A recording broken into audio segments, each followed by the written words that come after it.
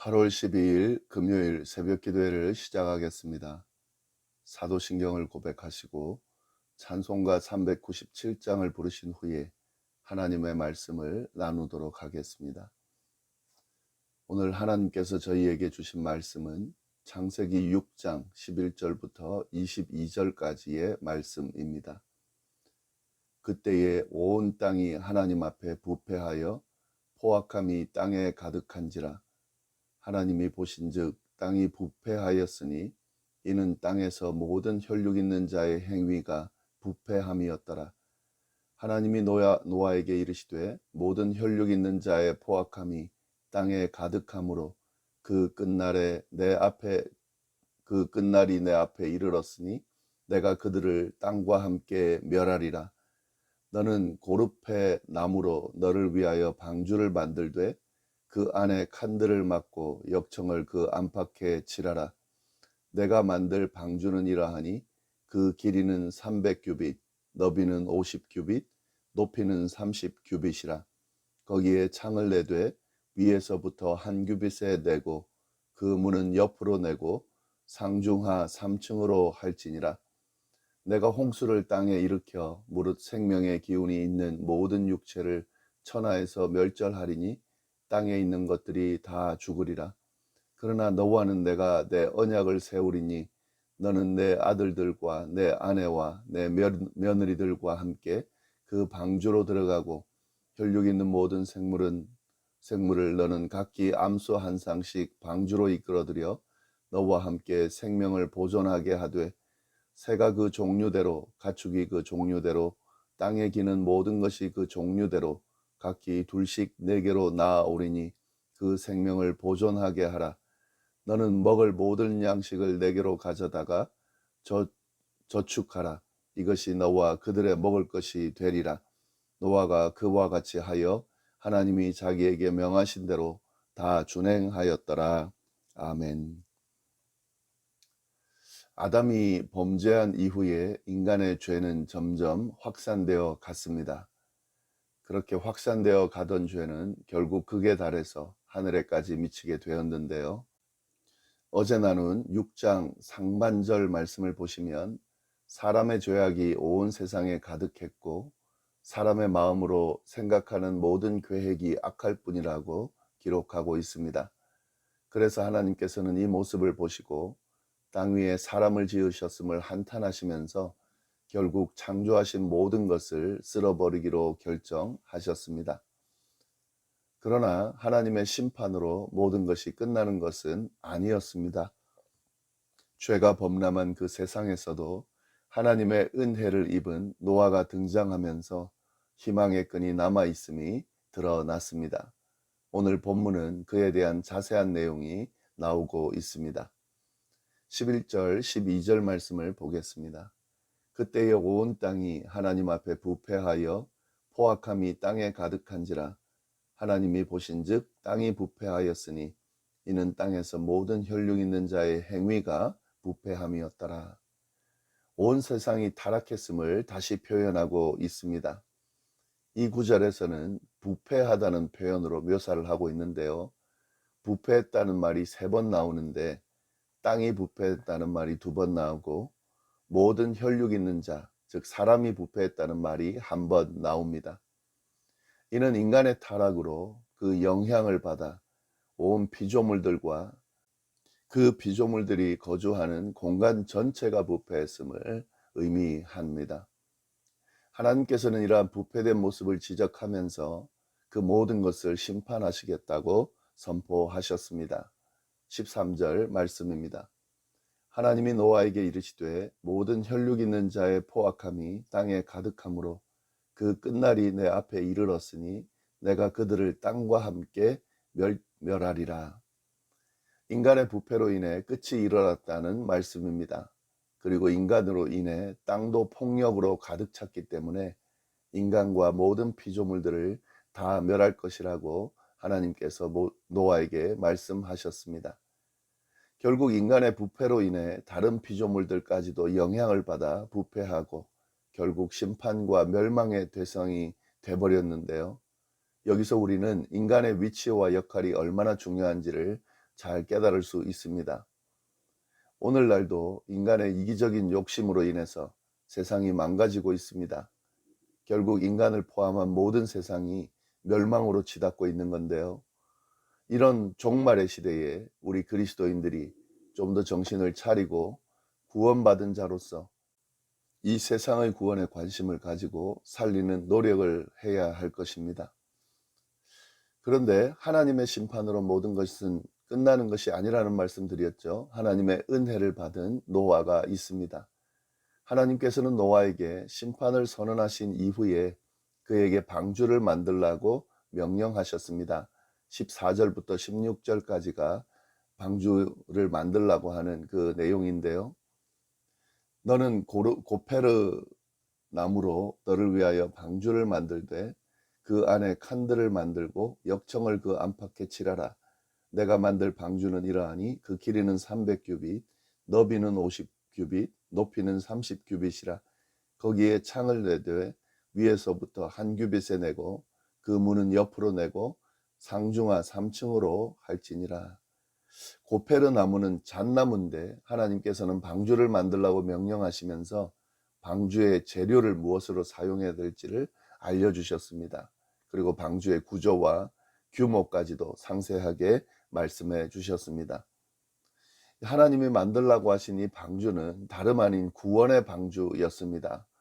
하나님께서는 죄에 대한 심판을 명령하시면서도 심판을 피할 수 있는 길, 즉 구원의 방주를 허락해 주셨습니다. 모든 것을 멸하시고 없애버리시는 것이 아니라 구원함으로 생존할 수 있는 길을 열어주신 거죠. 이에 대한 말씀이 17절 이후에 나옵니다. 17절 이후에 나오는 하나님의 언약의 말씀을 우리 함께 보겠습니다. 17절 말씀을 먼저 보시면 내가 홍수를 땅에 일으켜 무릇 생명의 기운이 있는 모든 육체를 천하에서 멸절하리니 땅에 있는 것들은 다 죽으리라. 하나님은 땅에 홍수를 일으켜 하늘 아래 살아있는 모든 육체를 다 멸절시킬 것이라고 말씀하셨습니다. 특히 땅에 있는 모든 것은 다 죽을 것이라고 말씀하셨습니다.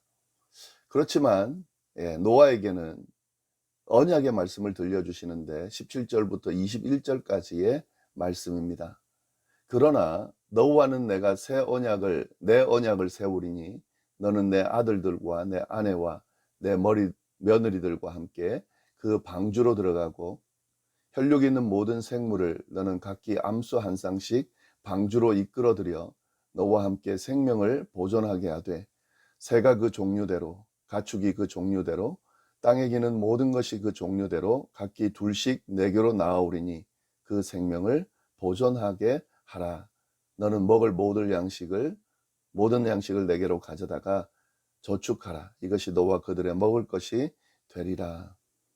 하나님께서는 그런 하나님의 심판 가운데서도 노아와 언약을 세우셨습니다. 방주를 만들고 거기에 노아의 가족들, 즉 아내와 아들들과 며느리들이 함께 들어가도록 했습니다. 그리고 또한 살아있는 모든 것들, 곧 모든 육체 가운데 암수 한 쌍씩을 방주 안으로 들여보내서 노아의 가족들과 함께 생명을 보존케 하라고 명령하셨습니다. 그리고 그 모든 것들이 먹을 수 있는 양식도 준비하라고 상세하게 설명해 주셨습니다. 온 세상의 타락으로 인해 하나님께서는 그 세상을 심판하신다고 그렇게 말씀하셨습니다. 그러나 생존할 수 있는 길, 구원의 방주를 준비시키셨습니다.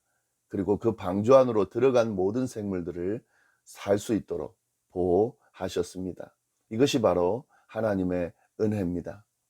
그 은혜로 인해서 멸망으로 인해 끝나버렸을 인류가 지금까지 이어지고 있는 거죠. 오늘 우리가 생존해서 이렇게 살아가고 있는 그런 원인도 그 하나님의 은혜가 있었기 때문에 가능한 거죠. 이러한 하나님의 은혜를 늘 생각하며 살아가는 것 참 중요합니다. 그리고 이 은혜 안에서 우리에게 허락된 이 피조물들을 망가뜨리고 함부로 하는 것이 아니라 잘 관리할 필요가 있겠습니다. 이처럼 노아 시대에 허락되었던 그 구원의 방주가 우리에게도 허락이 되었습니다. 우리에게도 구원의 방주가 있습니다. 그 구원의 방주는 바로 예수 그리스도죠. 예수님을 믿고 그리스도인이 되었다는 것은 구원의 방주 안으로 들어갔음을 의미합니다.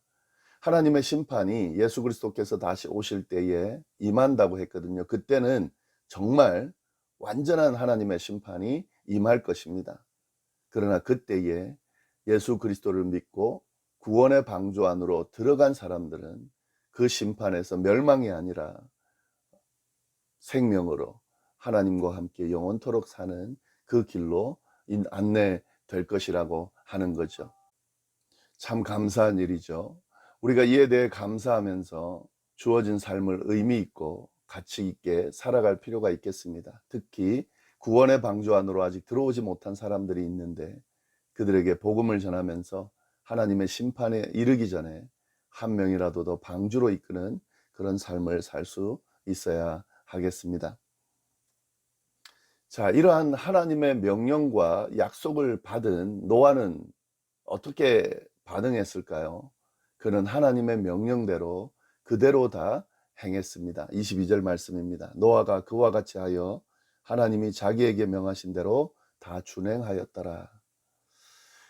이 말씀을 보면 하나님께서 왜 노아를 선택하셨는지를 우리가 알 수가 있습니다. 그는 하나님께서 명하신 그대로 행하였습니다.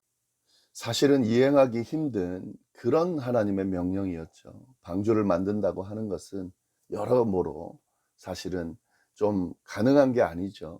믿고 방주를 만든다고 하는 것이 사실 어떤 면에서는 어리석게 느껴질 수도 있는 그런 사람들이 봐서도 인정하기 힘든 비난받을 수 있는 그런 명령인데도 불구하고 노아는 그대로 하나님이 명령하신 그대로 이행했습니다. 이것이 바로 노아의 탁월함이죠.